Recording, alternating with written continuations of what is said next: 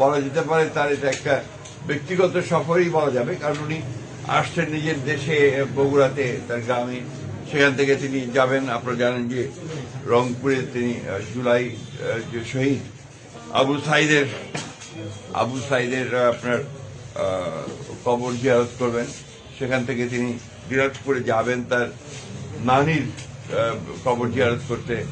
সেখান থেকে তিনি আসবেন। আপনারা জানেন যে ঠাকুরগাঁতে আমাদের এখানে কয়েকজন শহীদ আছেন, তার মধ্যে একজন শহীদের কবর তিনি জিয়ারত করবেন। এবং পরে দেশনেত্রী বেগম খালেদা জিয়ার